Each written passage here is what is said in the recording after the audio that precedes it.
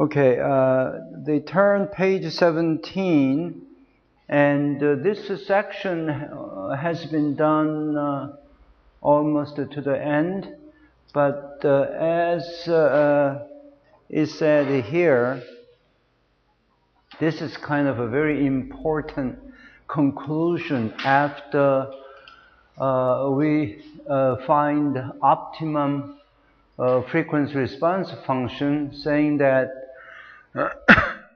optimum H, which minimize the noise part, noise spectra, over the possible choice of the H, and we go through to minimize GNN the other day, the Wednesday. Then one of the important results as we achieve here is to get the optimum.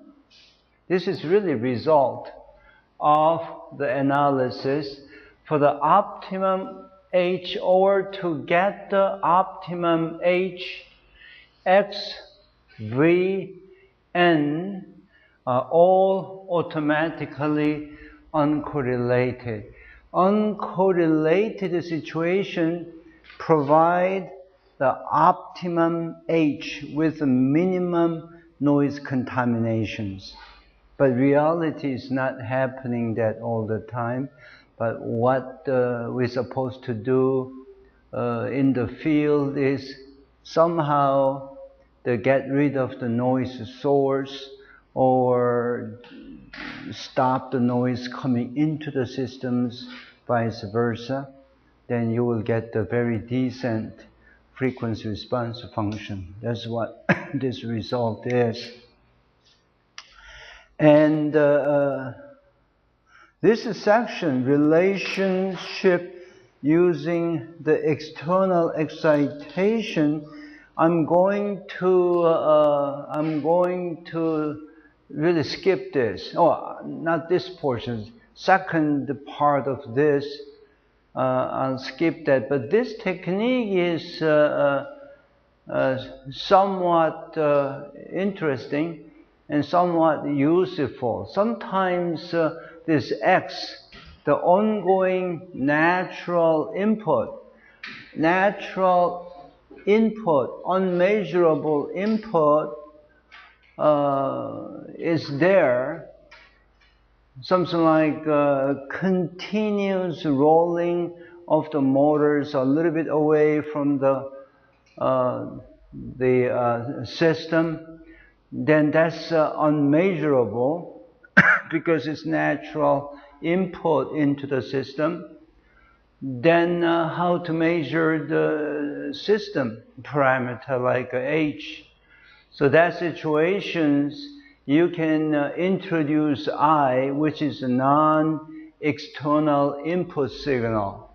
Some input signal you can generate and put that in the system, get the outputs and all that, then determine the H. Once you determine the H, then you can predict the X, the input, which is not quite measurable. So in that sense, well, this section may be useful, so we're gonna go through, and I'm gonna skip the next part for noise to signal ratio. Then I'm gonna go into the single input, single out, the multiple output to single input, then continue to next Monday.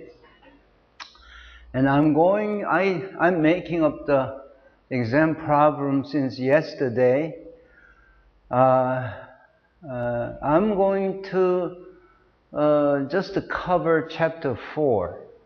Okay, that doesn't mean that I'm not going to use any portion of probabilities and all that, but I will concentrate to put the exam problems in chapter 4.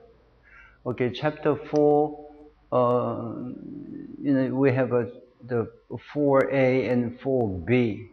So that's what I want you to really pay attention on that.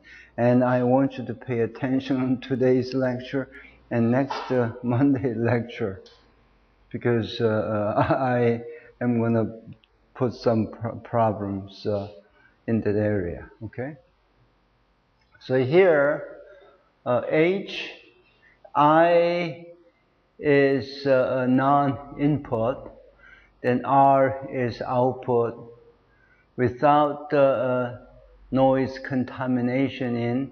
X and V is output, then this is a transducer point, tap-in point, then extraneous noise is coming into it, then Y is also measurable by the transducers, okay?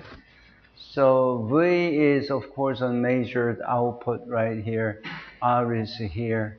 So R, capital R is like H times capital I. Capital V is equal to H times capital X, vice versa. So Y, capital Y is equal to the capital R plus capital V plus capital N. Got it? When you activate the source, non-source. Okay, so Y is V plus R plus N. That's in lowercase is in time domain. And the uppercase is, of course, frequency domain. And this is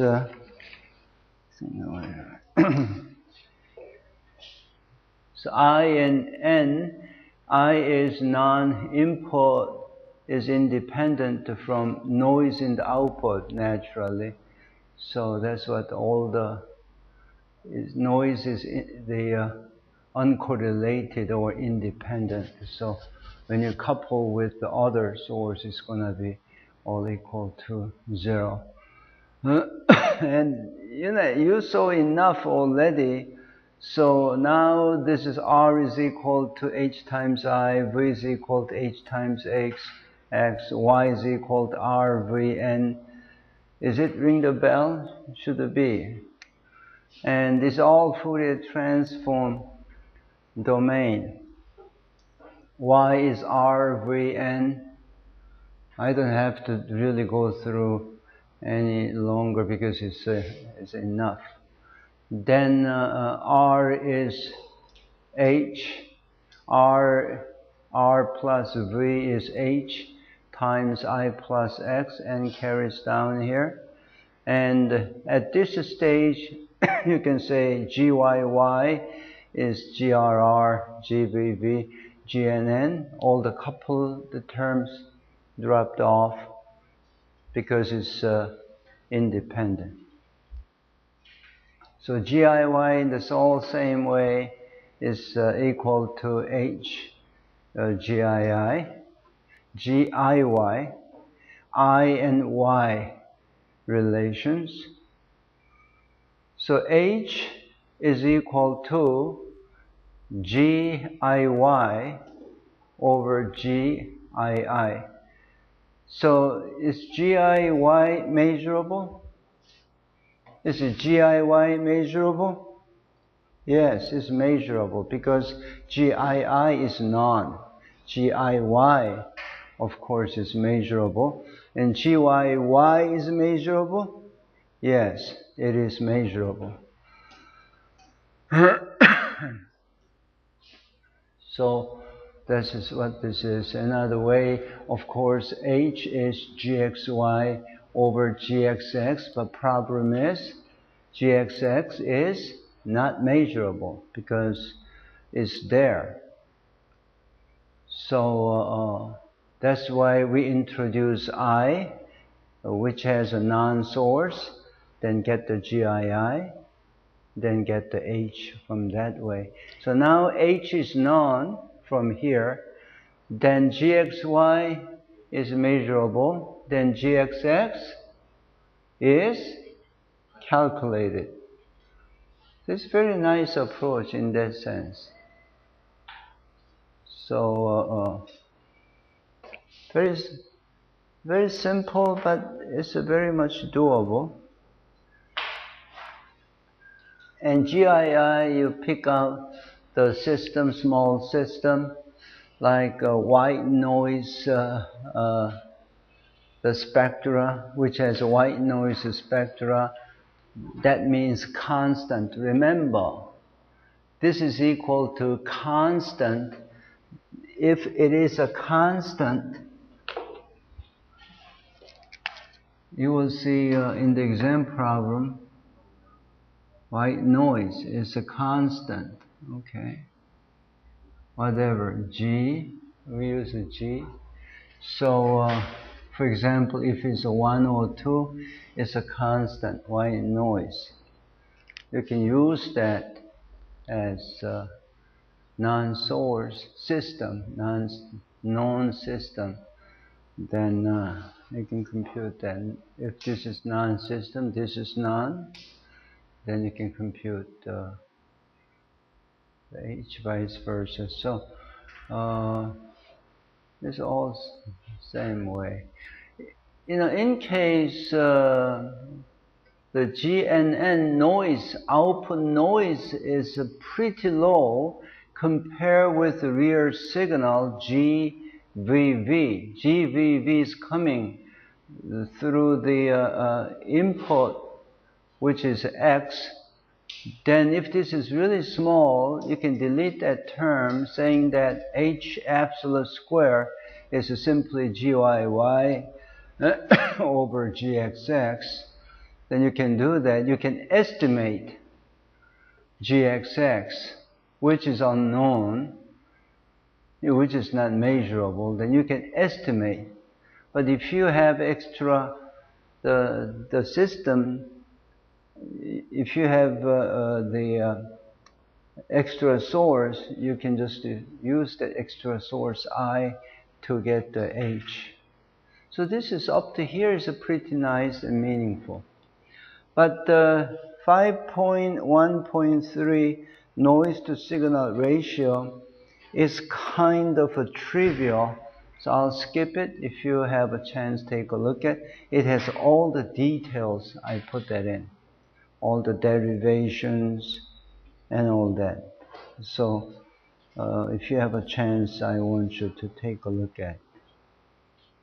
So it's worth it, but I'll skip that to save time. So this noise effect, I want you, noise to signal ratio, input noise, output noise, then you can go through very same way. Instead, I'm going to go 5.1.4 system parameter estimation. In chapter 1, I covered the vibration theory very quickly. You must know this. You know this already. But I want you to really review, put this back into your heart. So mass spring damper system, single degree of freedom system. And I also, I'm pretty sure, went through the situation.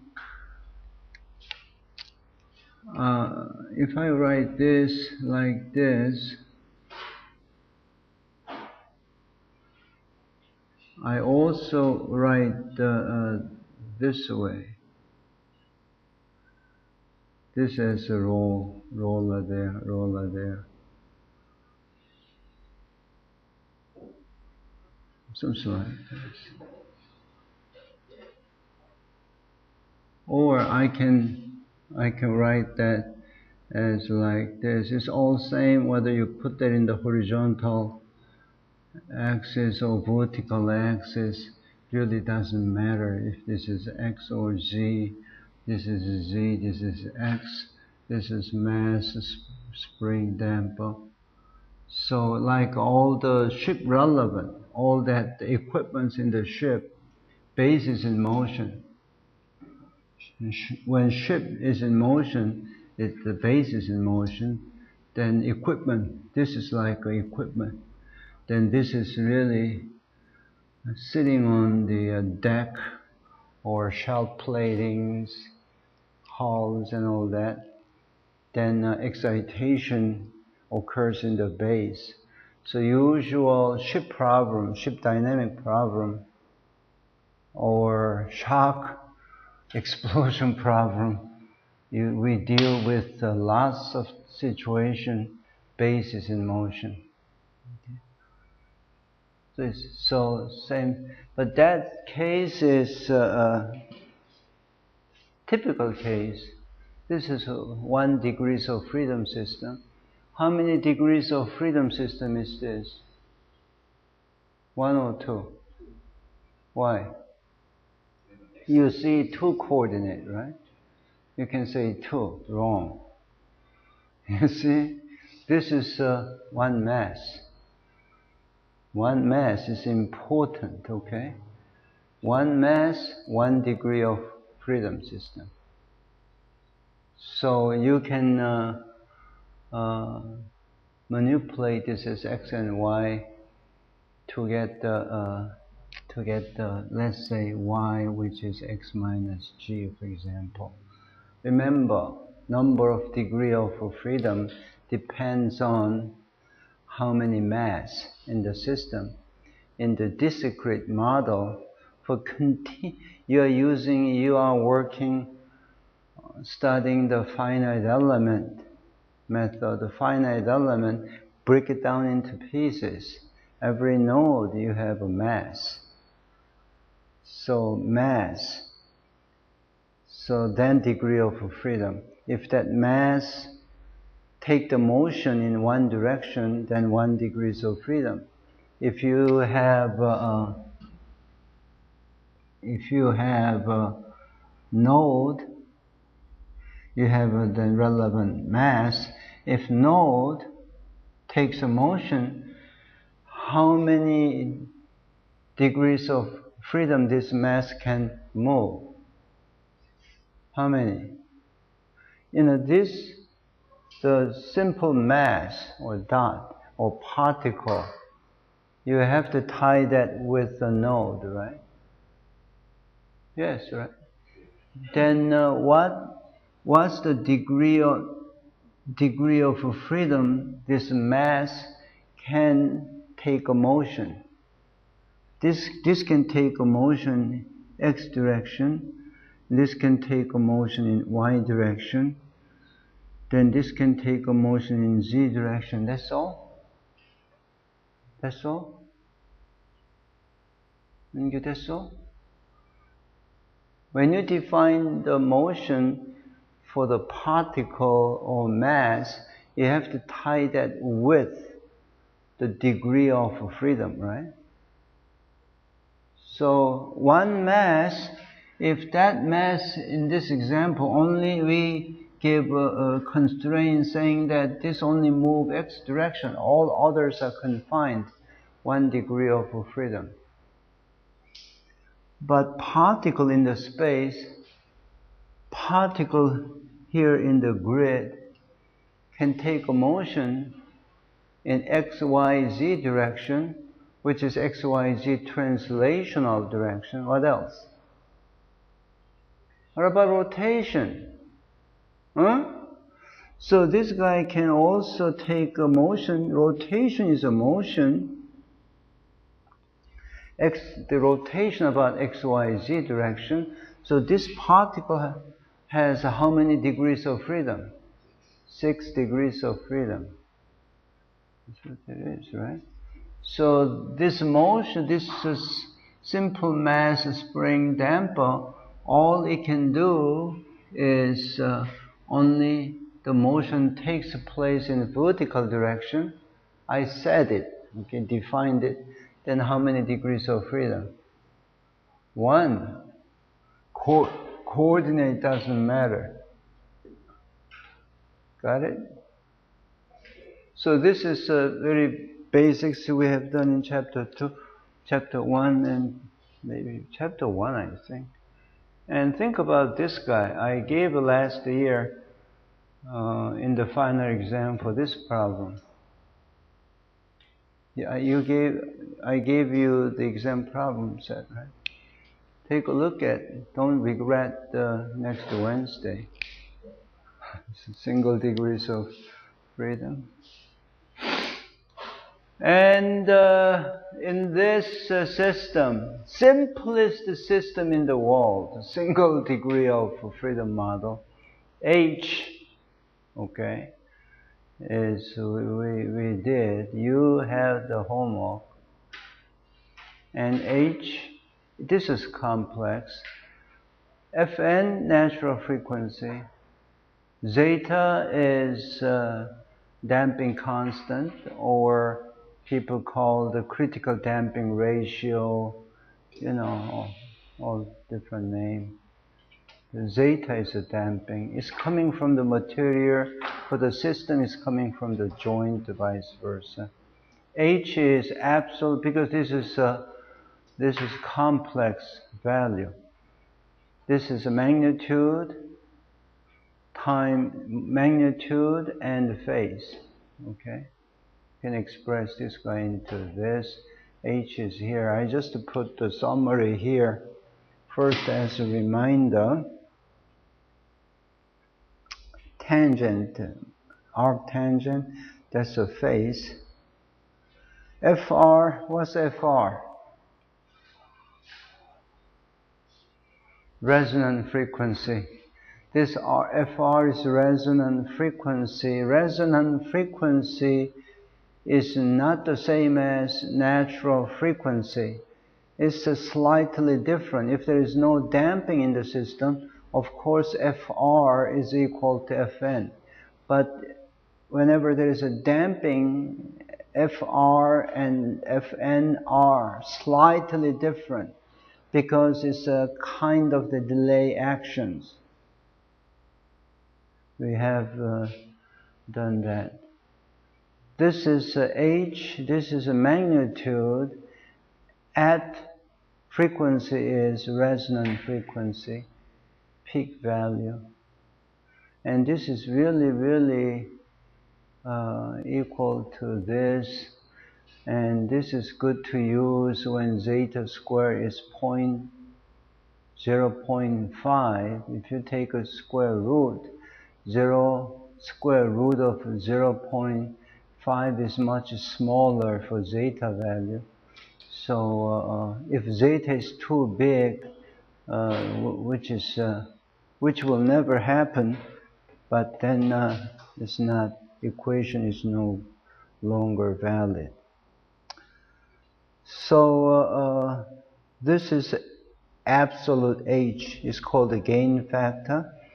This is gain factor, and this is a phase, phi, angle, from 0 to 180. Some people use minus 90 to 90 is the same thing. When zeta is very small, it goes like this. It has a big jump. Whenever you have a big jump, its location is right there at the resonance. When zeta is 1, which is really critical damping, is too high, there is no such a jump. This is when zeta is equal. Just quick review, because that's all H. We talk about the H, but if you don't know, the expression for H is bad. This K is equal to 1 over H naught. 1 over H naught, frequency is equal to 0. Then that's a static. This location is right there.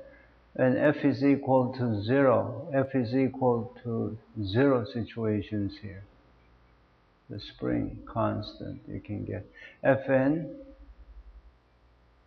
you know this equation, right? Natural frequency. Fn is, without this is omega n. And mass, you can compute the mass. HR Would you review chapter 1?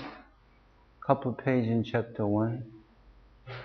You can compute the zeta value with all this measured value. You can compute the damping.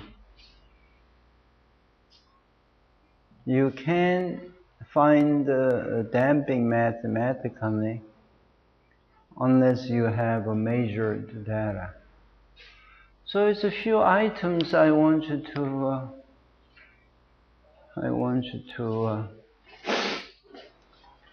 take a look at it. This is, you don't have to much worry about this. We had enough here. And this is something like the energy spectra you can think of, but this is what you know. Random error, bias error, we have done chapter 1, maybe in chapter 2. This is what I want you to pay attention. Multiple input and single output. Next page is gonna be single input, multiple output. I demand you understand 100%. We have done so far single input, single output. Okay? Single input, single output with the input noise, output noise. Then feedback systems. That's what we have done it. What else I can do? That's about all that is. So to make out the exam problem is hectic, you know.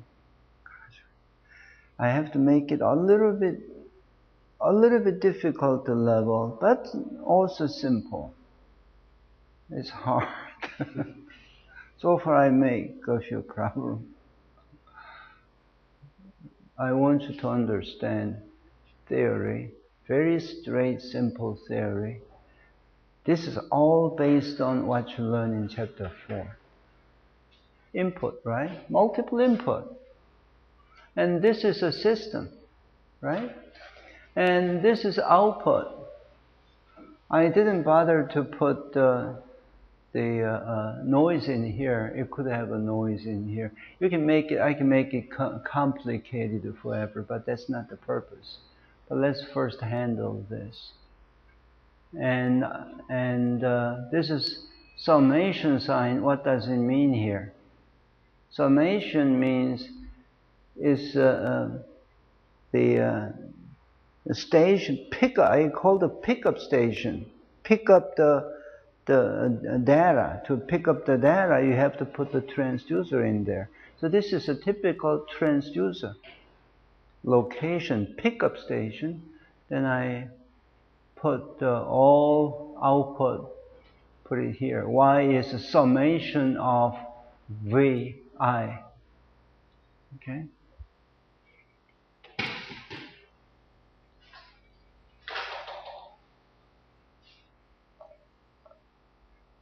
Pay attention on this.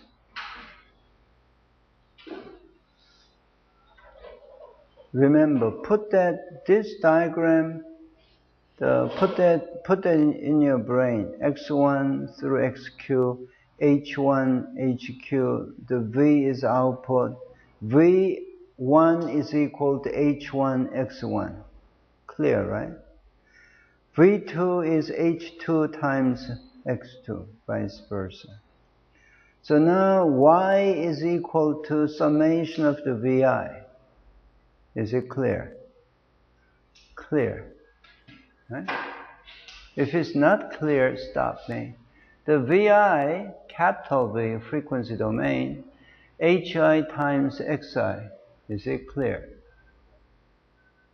And now Y star Y is equal to double summation Vi star Vj. Clear? Carryover still same thing. Vi is Hi Xi twice here with the different indices Ij. I can put it this way. Complex of everything, but it's a conjugate. Is it clear? Or you can express different way. Y star, this is a frequency domain, Fourier transform domain.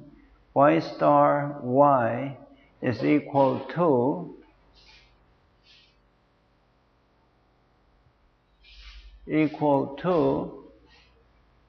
single summation.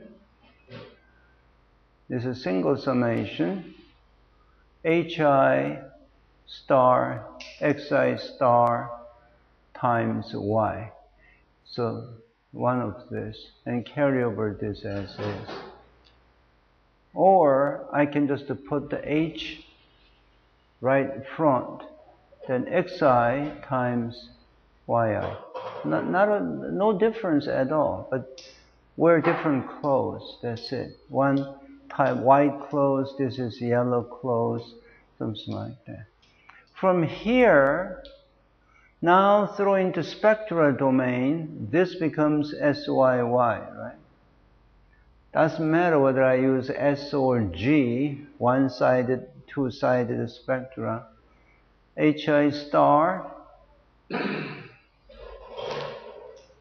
and I'm sorry, from here. HI star, HJ, then this guy becomes S, XI, XJ. Clear? Clear. From here, this is SYY is equal to single summation HI star X, S domain here, spectral domain, this is S, XI, Y. Very systematic, no hassle. Okay.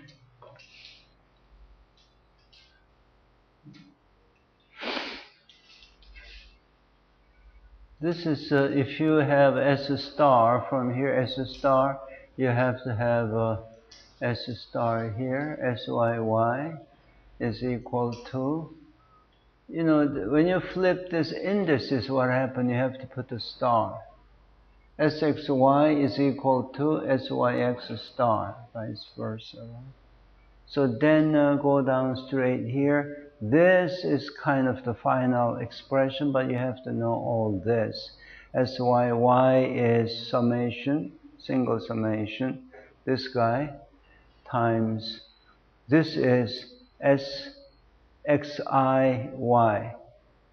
I want you to understand this 100%, 110%. I'm going to give you the problem relevant to this kind, or this is a multiple input, single output, or I'm going to do single input to multiple output, to vice versa. That tells a lot of stories. We have done it. We have done it single input to single output. Then take all the variation, but this is kind of elegant too. Okay, 윤규, 종환, 주성, 철우, is it all clear? This system diagram. Question. And see me if you have any questions. Next to this, 성은, I hope everything here is clear. My note should be very clear. Review it, okay? This is a single input and multiple output. I demand you understand 200%. If you don't understand, don't come into the class on Wednesday for exam time. Because this composes everything we have done. Very simple, straightforward. To solve the problem doesn't take much time, but you have to know all that. Everything is in note, but you should understand, otherwise you can't solve the problem. That nature. Single input, I didn't bother. This is beginning, so noise, I didn't bother. H, what's a small h? What do you call this? Zhongwan, what do you call this? Unit impulse response, right? This is called Fourier transform. What? This is called Fourier transform pair. If you take a Fourier transform of h, small h is going to go to capital H. If you take inverse Fourier transform of h, capital H, it's going to be small h. Frequency domain, time domain, go back and forth is what devises a Fourier transform. Got it? This is a pickup station. Pick up the y1, y2, yr.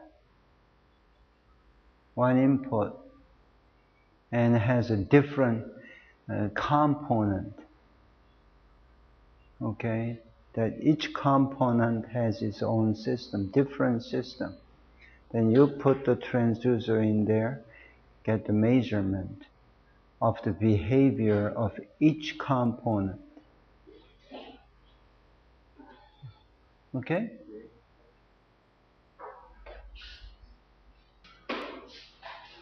Let's go line by line. Yi related to one of the I is, what do you call this? Yungyu, what do you call this? It has a name. Convolution integral. This is what the convolution integral. Impulse response function. Impulse, when you tap on the floor, tap, the response is what this guy is.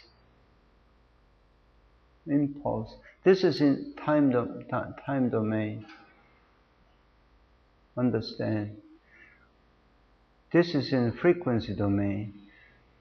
I is hi, x. Any pick up any.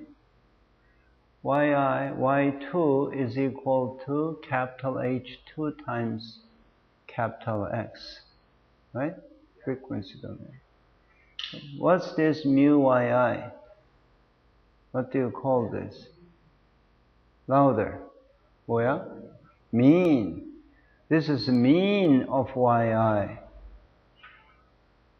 So you take expected value of yi, then you put h is the system characteristic. So I put this is integration parameter here. And E applies to then x, expected value. Then whether you shift the time or not, expected value mean doesn't change. So this is a constant called mu x. Then you end up integrating hi only from 0 to infinity. Tau is a time domain. Below 0 doesn't mean anything for time, because this is a physically realizable system we are dealing with. Is it clear? Yes. You take a look at chapter 4, the page 2. Then we have done autocorrelation functions and all that. Okay? I just brought back saying that RYY is double integration H, R, XX. This is autocorrelation function of X, like input, this is output. D alpha, D beta, okay? Look like this is a dead beta, no. D alpha, D beta.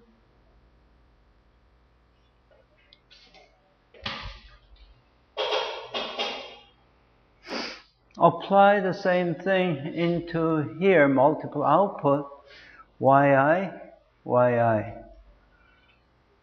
Same thing, exactly same form. This is identical. The gyy is equal to h absolute square times gxx. rxyi, this is a cross correlation function, is equal to this. You take a look at in same area, page 2 of chapter 4a, in identical format. This is rx yi. So, for example, if you take the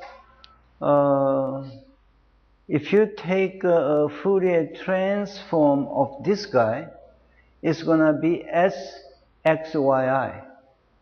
We don't do that any longer. We did up to 1966 until the IBM Research Center, two guys, they developed the fast Fourier transform algorithm. We always did it that way. But we don't do that anymore because it's, to get the spectra is faster. Get the spectra first, then take the inverse Fourier spectra to get the R. Okay.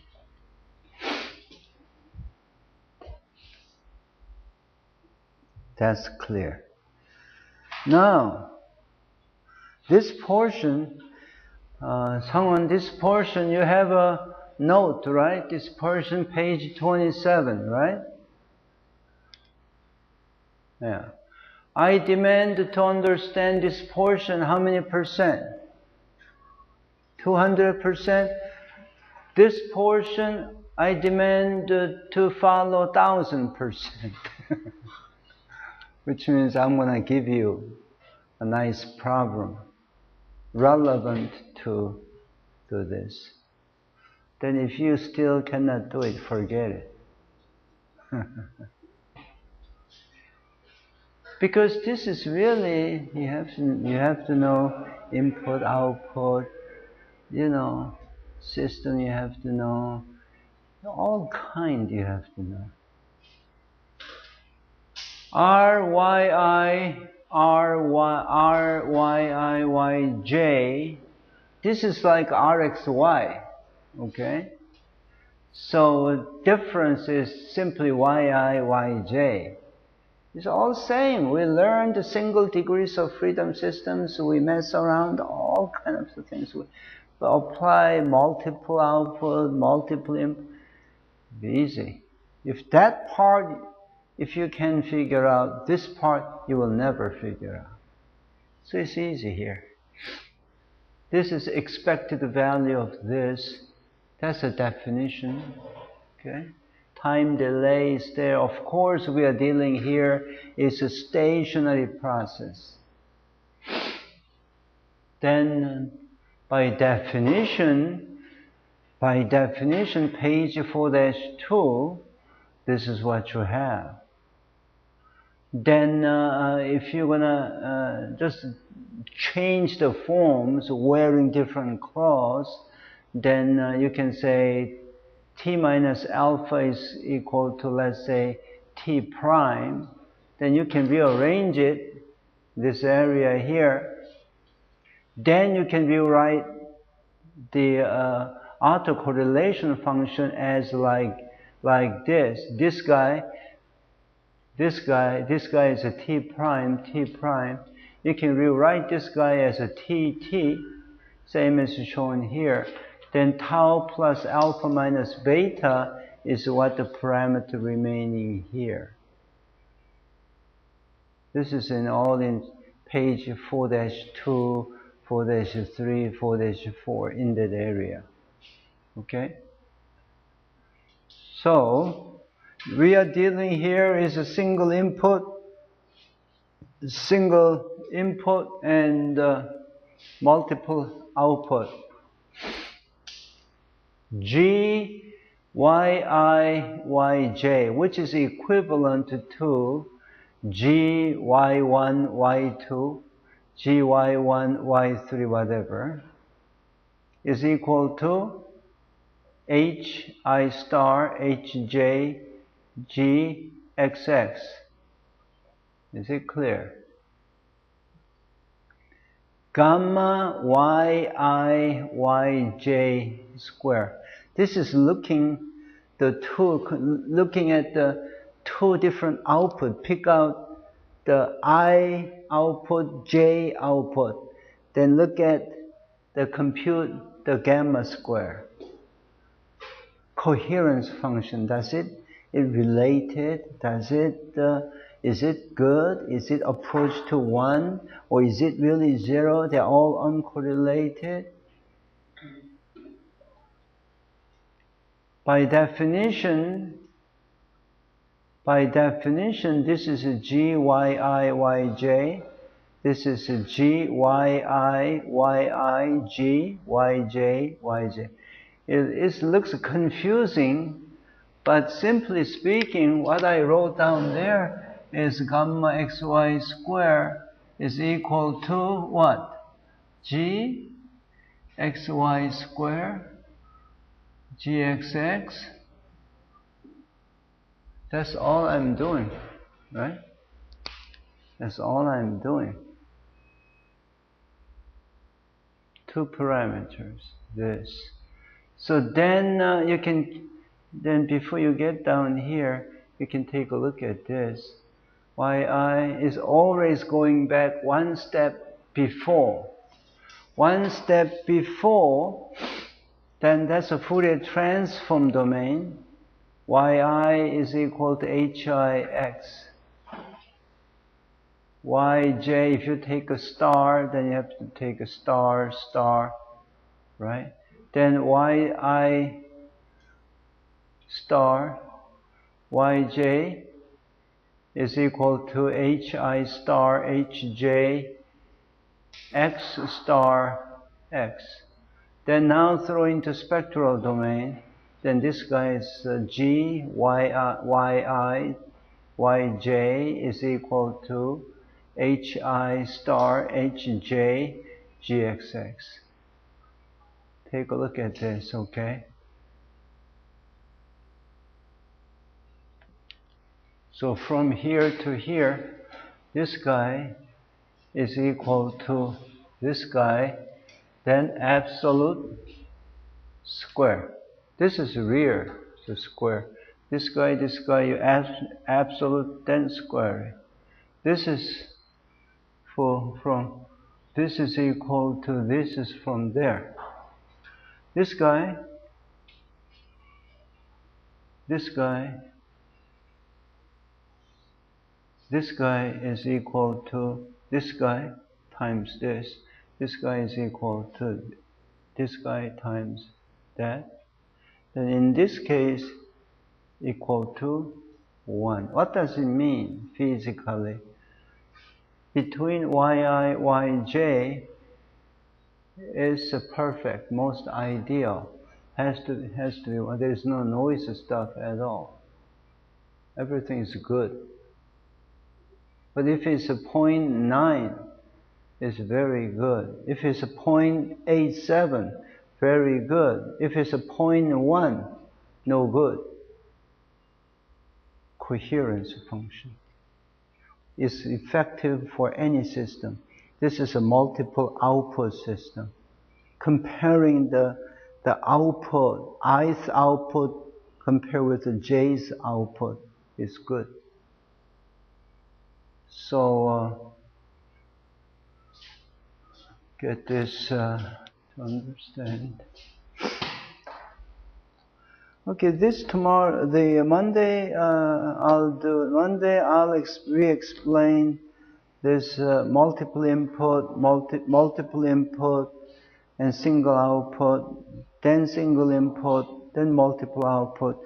I'm gonna stop there for the semester, and some experimental result we're gonna review all together on Monday when other guys coming in, and also I'm gonna review